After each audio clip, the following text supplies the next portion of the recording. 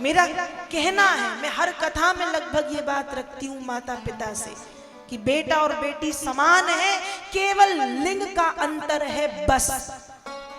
बाकी माता पिता ही बेटी को जन्म देते हैं और माता पिता ही बेटे को जन्म देते हैं। आप उसे ही सशक्त बनाओ ना। क्यों चूड़ियां पहनाने के लिए उनके हाथ बनाए हो? तलवार दे दो ना हाथ में और बंदूक दे दो और लक्ष्मीबाई बना दो। नाच गाना मत सिखाओ। आज की कल बहुत चल रहा, आज की बेटियां भी बिगड़ रही हैं। देख लो थोड़ा इंटरनेट उठा के, अंग प्रदर्शन करती हैं, नाच गाने करती हैं और फिर गलत होता है तो समाज को दोष देते हैं। तो माता पिता वो संस्कार देना कि बंदूक दे दें हाथ में, तलवार प्रशिक्षण सिखाएं, ये सिखाओ ना। क्यों चूड़ियां पहनने की शिक्षा दे दे तो कि चूड़ी पहनो, कंगन पहनो। मेरा निवेदन है ये पक्षपात बंद करें और कन्या भ्रूण हत्या बंद हो, उसके लिए माताओं को ही पहल करनी होगी। गर्भवती आप होती हैं, आपके पति नहीं। और यदि आपसे कहा जाए कि लड़की और गर्भपात कराओ तो आपको कहना चाहिए नहीं, मैं नहीं कराऊंगी। मैं भी एक बेटी हूं, मुझे भी एक माँ ने जन्म दिया है। गर्भपात भारत से बंद हो जाना चाहिए। तो मेरा निवेदन है आप सबसे,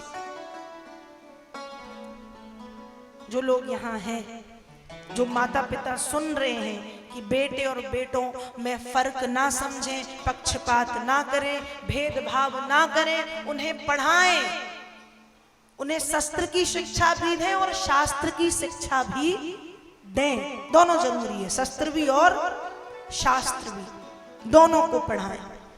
तो शास्त्र कहते हैं माता शत्रु पिता वैरी ये न बालो न पाठिता। जो माता पिता अपने बच्चों को ज्ञान का उपदेश ना दें, उन्हें शिक्षा ना दें, उन्हें पढ़ाएं ना, ऐसे माता पिता अपने बच्चों के शत्रु हैं, दुश्मन हैं, बैरी हैं। माता शत्रु पिता वैरी ये न बालो न पाठिता।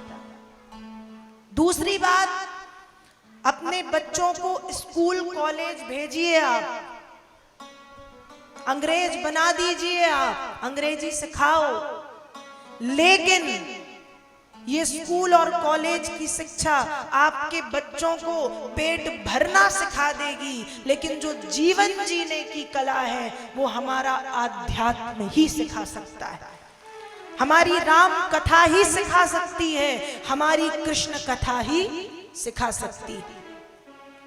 अंग्रेजी नहीं बच्चों को सिखा सकती, आध्यात्म और जीवन जीने की शिक्षा। मैं अंग्रेजी के विरोध में नहीं हूं, बिल्कुल नहीं। मैं भी कॉलेज गई हूं, मैं भी स्कूल गई हूं, अंग्रेजी के विरोध में बिल्कुल नहीं हूं। लेकिन सोचो जरा कि हम क्यों बच्चों को बढ़ावा देते हैं कि अंग्रेजी बोलो। जहां जरूरत है वहां बोलो, पर जहां जरूरत नहीं है वहां अपनी मातृभाषा हिंदी का प्रयोग करो।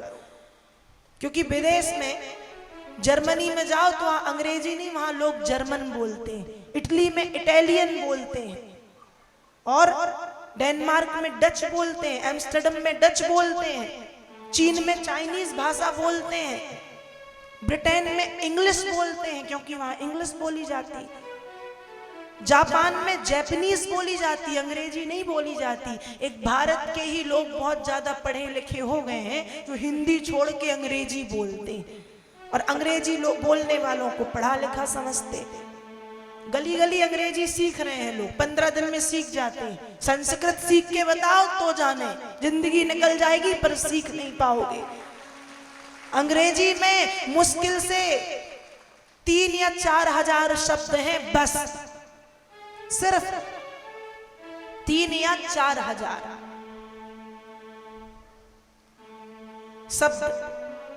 और संस्कृत देव भाषा है, देववाणी है, देववाणी संस्कृत। और संस्कृत से ही दुनिया की जितनी भी भाषाएं हैं वो भाषाएं निकली हैं। सभी भाषाओं की जननी है संस्कृत, और हम भाग्यवान हैं कि वो संस्कृत हमें हमारे पूर्वजों के द्वारा मिली है, वो हमारी धरोहर है। पर हम समझते नहीं हैं, हमको तो अंग्रेजी बोलना है, अंग्रेज बनना है, और थोड़े दिन के बाद फिर अंग्रेजों के जूते साफ करने। हम तो गुलाम है ना, हमें गुलामी करने की आदत है, जो पहले की थी। फिर हमारे भगत सिंह चंद्रशेखर आजाद बेचारे, इनने फांसी पे चढ़ के हमको बचाया। हम फिर जहां के तहां हो गए, हम फिर उसी रास्ते पे चलने लगे कि फिर जूते साफ करने की नौबत आएगी। इसलिए संभलो, सुधरो। मैं कहती हूं अंग्रेजी की जरूरत पड़ती है, आज थोड़ा आधुनिक युग है, लेकिन कितनी, दाल में नमक के जितनी। पूरी की पूरी दाल ही नमक वाली मत बना दो। जितना दाल में नमक, उतना जीवन में अंग्रेजी की जरूरत पड़ती है आज। लेकिन हो सके तो अपनी मातृभाषा हिंदी का प्रयोग करें।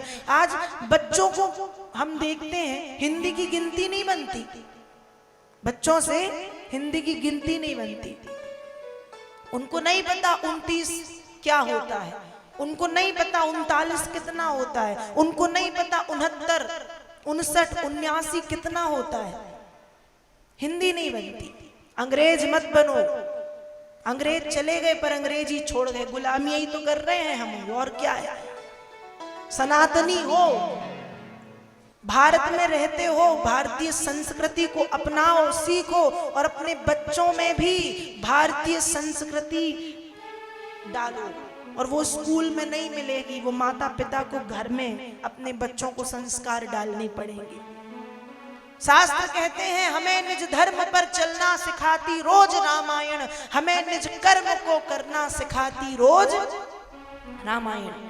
माता पिता से निवेदन है अपने बच्चों को रामायण पढ़ाओ। अब यहाँ सुन तो इतने अच्छे से रहे हैं कि बस अभी जाके घर में जाके बस पढ़ने बैठ जाएंगे।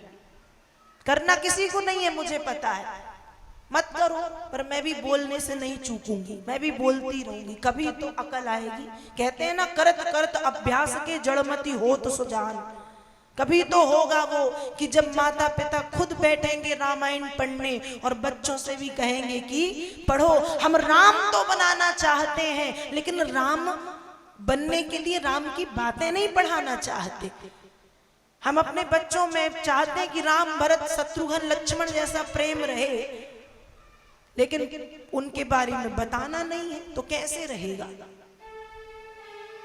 इसलिए माता पिता से निवेदन है, स्कूल भेजो, कॉलेज भेजो, जो पढ़ाना आपका सामर्थ्य तो विदेश भेज के पढ़ा दो, लेकिन साथ में जो जीवन जीने की कला है वो रामचरितमानस से, श्रीमद् भगवत गीता से मिलेगी। आज के बच्चों को तो पता नहीं होगा राम जी किसके बेटे थे, पता ही नहीं है, क्योंकि हमारे पाठ्यक्रम में ही नहीं है वो।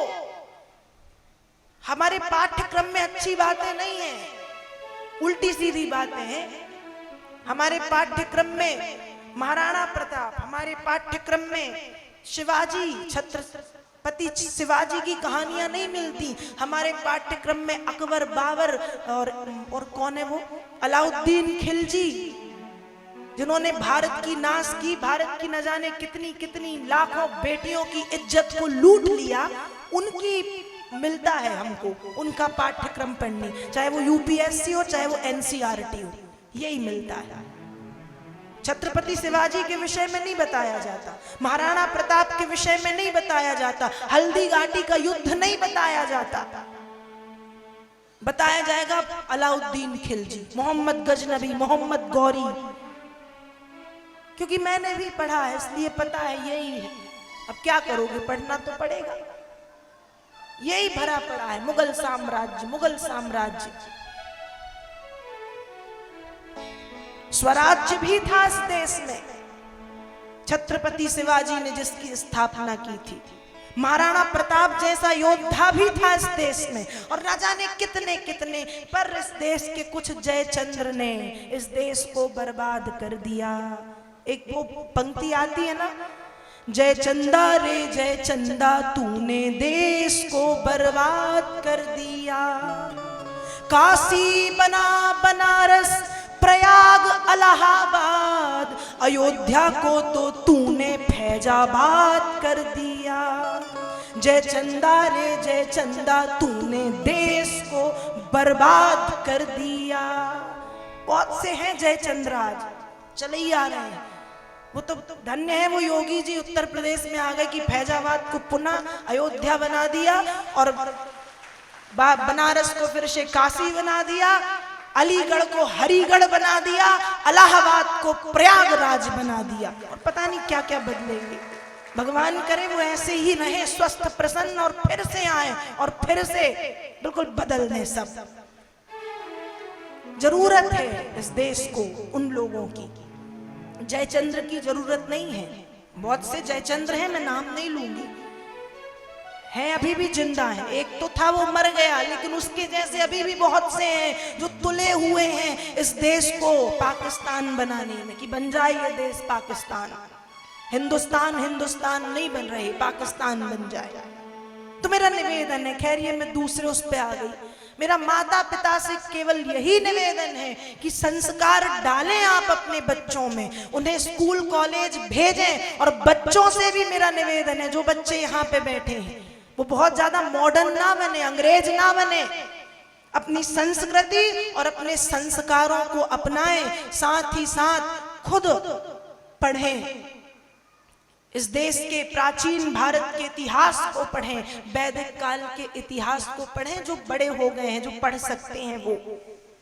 तो शिक्षा मानव के जीवन का अभिन्न अंग है, मानव के जीवन में शिक्षा का होना जरूरी है, लेकिन स्कूल और कॉलेज के साथ साथ धर्म और आध्यात्म की शिक्षा का होना भी परम आवश्यक है। तो अब एक बार जय श्री कृष्ण तो बोलना ही पड़ेगा। बोलिए श्री वृंदावन बिहारी लाल की जय। आइए कुछ क्षण के लिए भगवान के नाम का संकीर्तन करें, राधा रानी के पावन नाम का संकीर्तन सभी गाएंगे। आइए भाव से।